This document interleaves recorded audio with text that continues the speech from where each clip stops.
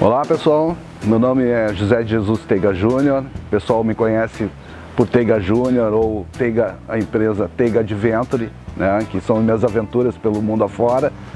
Eu tenho 53 anos, sou fisioterapeuta, administrador de empresa, tenho alguns cursos de pós-graduação e graduação no ramo de logística, de transporte, metodologia do ensino superior, fui professor durante 10 anos, enfim, e eu comecei no motociclismo, eu me considero motociclista desde a primeira vez que eu ganhei uma bicicleta, né?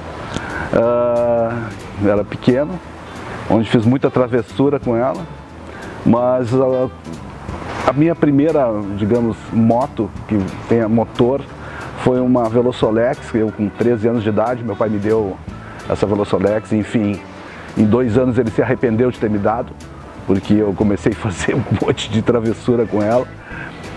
Passei um tempo tendo motos que ele não sabia, meus pais não sabiam, eu tinha com amigos, enfim, depois nunca muito focado nessa questão de viagens.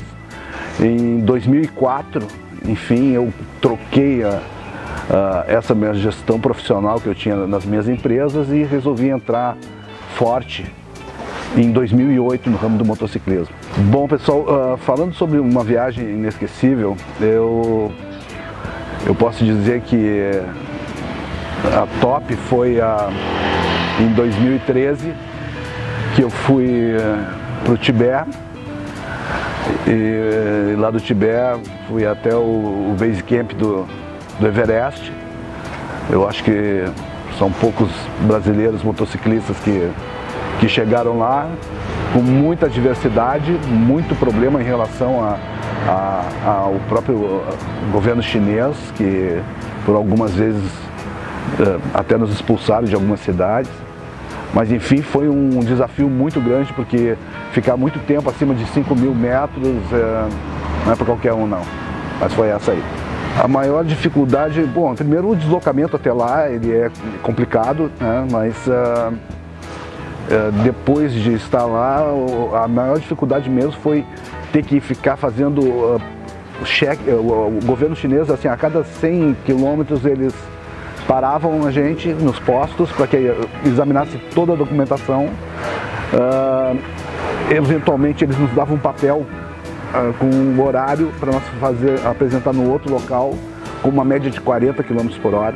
Então, assim, isso foi complicado porque, enfim, nós parávamos no meio do caminho, ficava fazendo um descanso forçado e depois andava de novo a 80 km por hora. Quer dizer, então não tinha isso, mas isso foi complicador na questão deles ficarem nos checando fotografias, nos botavam em salas separadas.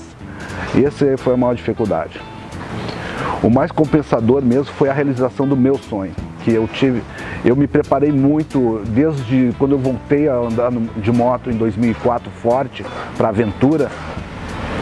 Eu tinha um sonho que era chegar no Everest. Então fui me preparando eu tive agências de motociclismo no sul, fui revendedor da Kawasaki do Brasil, em Porto Alegre, na região sul.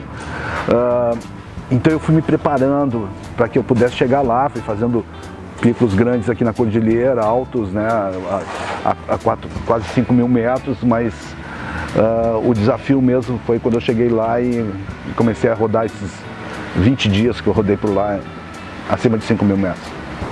Olha, engraçado mesmo foi a chegada lá, né?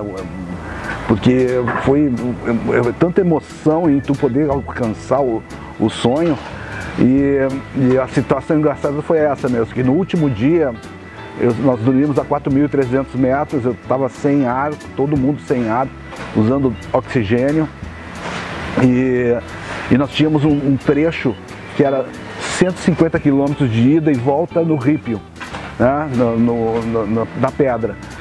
Então assim, era muito, tinha um grande problema. Eu arrebentei a minha suspensão na ida, eu fiquei sem suspensão traseira, eu estava com uma moto chinesa, uma 600 cilindrada, E aquilo foi assim, puxa, não vou chegar lá. Alguns até nem foram de moto. Nós fomos em 6 motos. Nós estávamos um grupo de 11, 6 só que se arriscaram de moto. E a moto, como era uma moto carburada, então na altitude ela falhava. Quando eu cheguei a 1 quilômetro do Everest, já estava vendo do Base Camp, já estava vendo o pico há muito tempo. A moto simplesmente parou, não queria andar. E foi engraçado exatamente por isso, que eu pensei assim, poxa, eu vou chegar, nem que seja a pé, mas eu vou chegar lá. Foi isso aí. Lá a alimentação é assim, para quem gosta de pimenta, né? Toda ela um foco muito da comida chinesa. O povo tibetano, eles utilizam muito cereais, tipo passas, nozes, enfim. Mas a alimentação de estranho assim quase não teve nada, não. A grande situação que eu posso dizer dos meus amigos foi que no último dia, nós em Lhasa, já finalizada a viagem, nós resolvemos bememorar. Então foi um trago, não sabemos como é que chegamos lá, no hotel. Mas foi, até uma coisa foi bem estranha, porque no centro de Lhasa, é tudo ele monitorado, porque tem muito atentado, enfim. Tanto é que nós nem conseguimos abastecer as motos. As motos, nós chegávamos nos postos de gasolina com autorização para abastecer, nós deixávamos as motos fora do posto, pegava galão, porque tem muito atentado e eles usam muito a moto para atentado, enfim. Mas enfim, voltando ao que eu estava dizendo, é a questão de nós chegarmos e relaxar. Finalmente foi o dia que acho que foi o último dia, assim, foi o dia assim, bom, olha, a partir daqui a gente pode ir embora, enfim. Foi muito engraçado porque ninguém se lembra do outro dia. Todo mundo de manhã cedo pegando o avião e não foi fácil pegar o avião. Bom, pessoal, assim, a minha concepção de ser motociclista, ela envolve, acho que não é diferente de todos os motociclistas, ela envolve uma atitude, sabe? No meu caso, assim, me envolve a atitude de ser uma pessoa melhor, uma pessoa focada ao bem, uma pessoa focada à ajuda. Gosto de fazer isso, procuro fazer isso sempre na minha vida. E a moto em si é uma coisa que muitos falam, e eu até costumo dizer, escutei faz pouco tempo, da questão assim, ó, o motociclista veste a moto. Então a moto, quando ela veste em ti, tu te sente parte dela, essa troca de energia que o motociclista tem, o motociclismo proporciona com a natureza, com as pessoas, animais, enfim, tudo, ela explica o motociclismo. Eu tenho assim, todo mundo tem um ídolo, todo mundo. Quando a gente nasce, os nossos ídolos são pais e mães, na vida a gente começa a seguir, isso faz parte da própria neuroevolução do homem, né? E aí, então, eu tenho muito assim, uma admiração pelo Amir Klink, porque foi um grande desbravador, eu sou fã dele mesmo, conheço todas as obras dele, filmagens, enfim, eu fui até em 2009, eu fui para a Antártida por causa dele, né? Fui conhecer Geórgia do Sul, Malvinas, por conhecer algumas aventuras dele. E ele para mim é uma pessoa assim que eu admiro muito, tem um espírito de aventura que eu procuro passar para todo mundo também.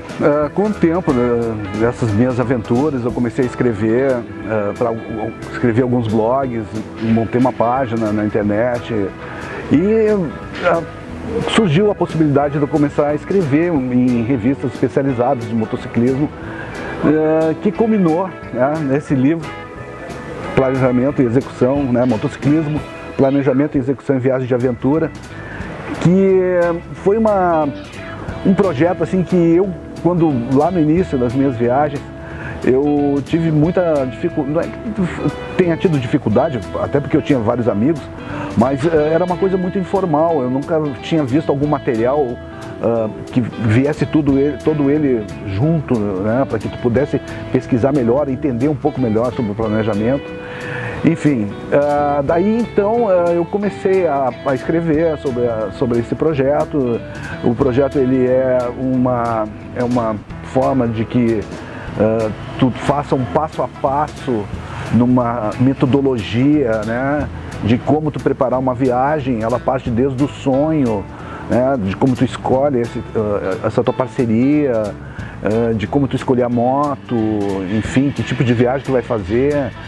Depois eu falo sobre o que tu precisa para levar, né, questões de documentação, questões de vestimenta, até a viagem. Em cima disso, depois eu tenho um outro passo, que é a questão de como tu fazer um checklist dessa viagem, dessa moto, como é que é o teu checklist. E por final, algumas situações que tu pode encontrar na viagem, algumas adversas, até a queda. Que quase ninguém conversa sobre isso, mas eu acho que é muito importante tu falar sobre a queda para que não ocorra. Então, basicamente é um livro não é comprido, ele é fácil de se ler e eu estou muito satisfeito, assim, muita gente me dando retorno sobre ele. E esse é o intuito, né? É a melhoria do motociclismo, enfim. Fico muito feliz por isso. Então, pessoal, não se esqueça, sim, se a pessoa que estiver interessado, eu tenho o meu canal no YouTube, teigaadventure.com.br. Lá vocês vão ver alguns vídeos sobre o planejamento e algumas aventuras minhas pelo mundo afora. Quero também agradecer ao The Riders, ao Marcelo e a turma por esse maravilhoso projeto. Eu acho que saber e ter a história do motociclismo do Brasil é fundamental para que a gente possa cada vez mais desenvolver o motociclismo, aventura, certo? Muito obrigado.